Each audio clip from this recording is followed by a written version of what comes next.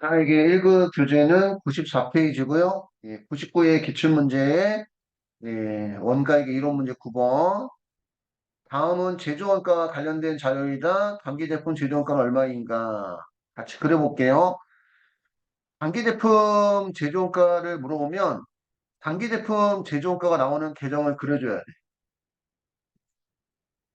단기제품 제조가 나오는 계정이 제공품 계정이고 칸에 이제 뭐가 들어가는지를 여러분 적어주셔야 됩니다. 그래서 저번 달에 만들다 남아서 넘어왔다. 무슨 제공품? 기초 제공품이 30만 원이고, 이번 달에 만들려고 총 투입한 단기총 제조원가 중에 직접 재료비가 100만 원, 직접 노무비가 50만 원, 직접 경비는 잘 안 나와요. 근데 아예 안 나오는 것도 아니기 때문에 알고는 있어야 되고, 직접 경비 있으면 적어주면 되고, 제조 간접비가 70만 원, 그래서 기초 제공품, 직접 재료비, 직접 제조 간접비 더해서 250만 원만큼 만들 수가 있는데 만들다 남았다 기말 제공품. 기말 제공품이 60만 원이니까 이렇게 빼면 이번 달에 만들어진 완성품, 단기 제품 제조 원가가 나와요. 단기 제품 제조 원가가 원래 맞는 표현인데 제조 원가는 빼고 단기 제품까지만 적을게요. 그래서 250만 원에서 60만 원 빼면 이번 달에 완성된 제품이 190만 원이다. 이런 뜻입니다. 190만 원. 그 답이 2번이 2번. 그리고 문제에서 기초제공품을 물어보거나 직접재료비를 물어보거나 직전원비 물어보거나 제조간접비 물어보거나 비마제공품 물어보거나 단기제품 제조원가 물어보거나 그러면 제공품 계정을 그려서 가로놓기를 풀어야 된다는 거. 그 다음에 직접재료비, 직전원비, 제조간접비는 묶어서 우리가 단기총 제조비용, 단기총 투입비용, 단기총 뭐 착수원가 뭐 다양한 표현을 쓸 수도 있다는 거. 9번 답은 2번입니다. 9번 답은 2번.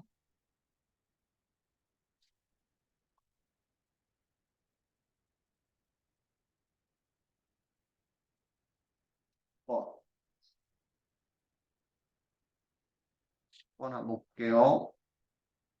한국전자는 제조건조원가를 배부할 때 직접 노무 시간을 기준으로 배부하고 있다. 그러면 이제 직접 노무 시간이 배부 기준입니다. 직접 노무 시간이 배부 기준.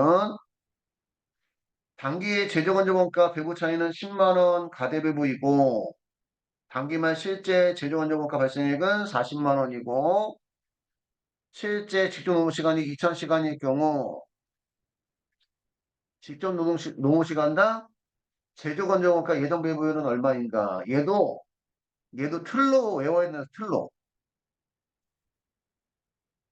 틀로 외우셔야 됩니다. 그 제조관리비 계정을 그려서 차변에는 실제 제조관리비 발생에 대변은 예정 제조관리 배부에 그래서 차변에 실제 발생된 제조관리비 발생액이 실제가 얼마나 나왔어? 두 번째 줄에 40만 원. 실제 제조 발생액이 40만 원이고 대변이 예정 제조관리비 배부액인데 요 금액이 제공품 계정으로 가는 겁니다. 예정 제조관리비 쓰는 경우는 예정 제조관리 배부액은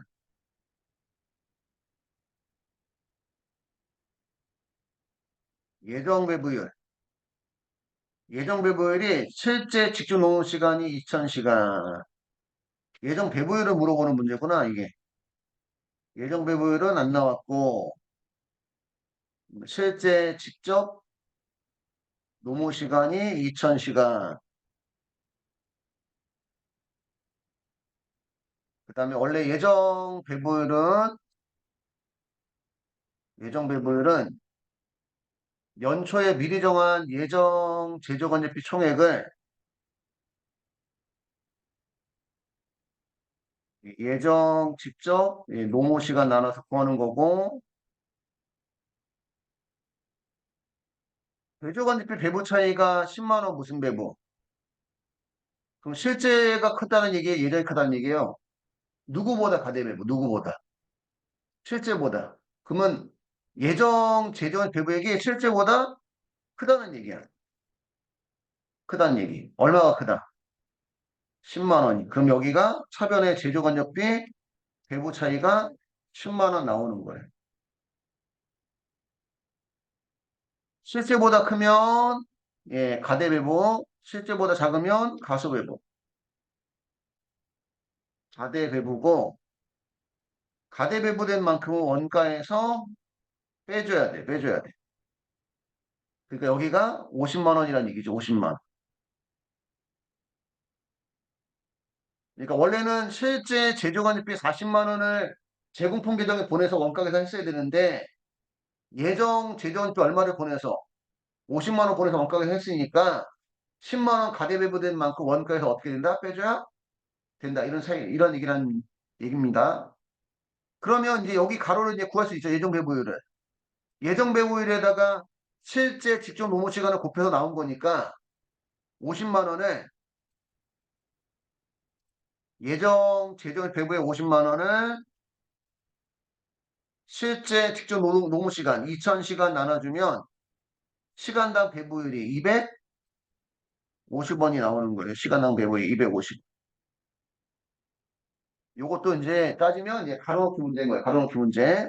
실제 제조관제비를 물어보거나 제조관제비 배부 차이를 물어보거나 예정 제조 배부액을 물어보거나 예정 배부율, 실제 시중 노무 시간, 예정 제조비 총액, 예정 시중 노무 시간 이런 거 물어보면 전부 다 지금 무슨 간접비 제조?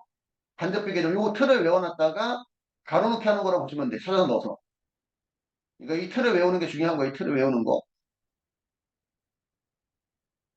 그래서 답이 2번이 되는 겁니다. 2번. 답이 2번. 10번 답은 2번. 이 틀을 외우셔야 돼요. 제조간접비 개정 차변에는 실제 발생된 제조간접비, 제조간접비 개정 대변은 예정 제조의 배부에 예정 제조간접 배부액이 제공품 개정 가는 거고 예정 제조 배부액은 예정 배부율 곱하기 실제 직접 노무 시간이고 예정 배부율은 연초에 미리 정한 예정 재정 총액을 연초에 미리 정한 예정 지정 노무 시간 나눠서 구하는 거 가로놓기 하는 문제라고 보시면 되고 실제 제조간접비보다 예정 제조 배부액이 크면은 가대배부 가대배부된 만큼 원가에서 빼줘야 되고 실제 제조간접비보다 예정 제조 배부액이 작으면 가소배부 가소배부된 만큼 원가에 더해줘야 되고 이런 뜻이에요. 11번 다음 중 제조원가 명세서를 작성하기 위해서 필요하지 않은 것은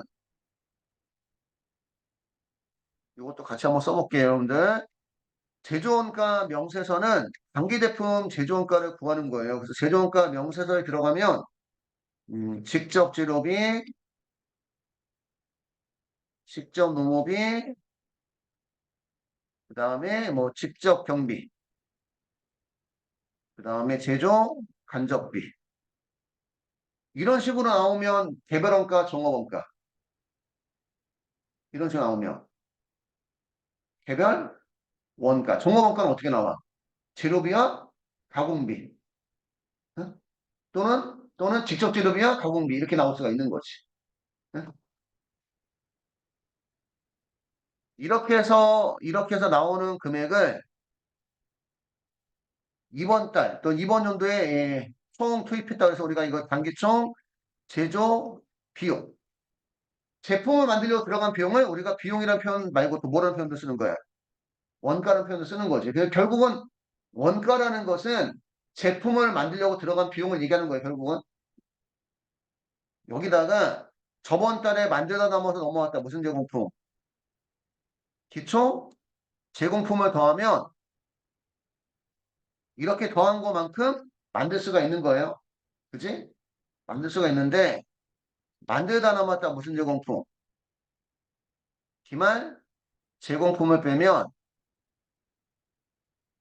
단기 제품 제조 원가, 또 단기 완성품 제조 원가가 나오고, 직접 재료비는 저번 달에 투입하고 남아서 넘어온 기초 원재료 플러스 이번 달에 투입한 원재료, 투입한 원재료가 아니구나. 이번 달에 투입하려고 산 원재료, 단기 원재료 순매입액, 기초 원재료하고 단기 원재료 순매입액 더한 금액만큼 투입할 수 있는데 이번 달에 투입하고 남았다. 무슨 원재료? 기말 원재료 빼면 직접 재료비가 나오는 거야. 재료비 소비액이. 그리고 직접 재료비 구할 때 기말 원재료는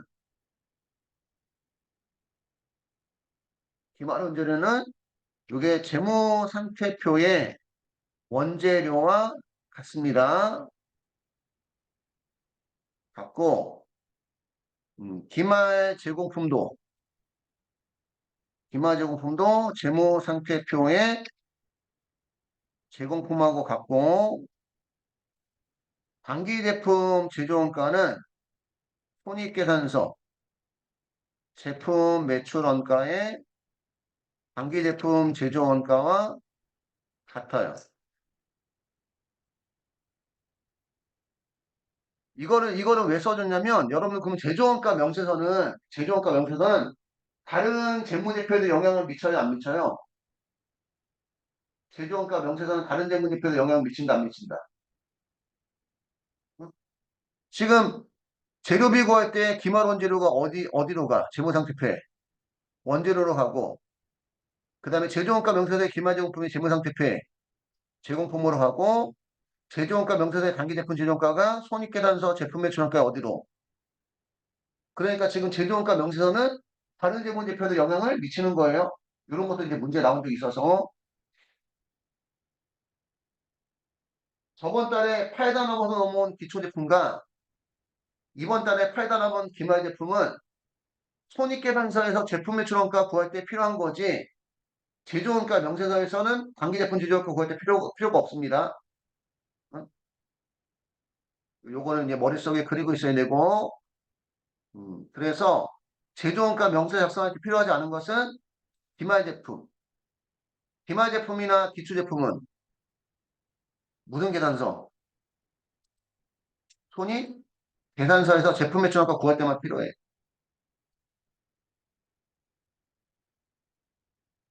제조원가 명세서 안 나와요. 그래서 11번 답은 3번입니다.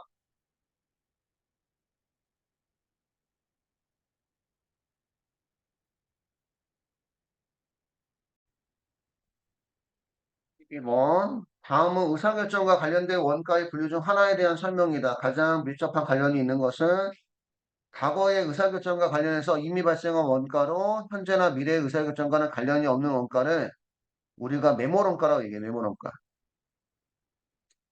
과거의 의사결정으로 이미 발생한 원가. 어?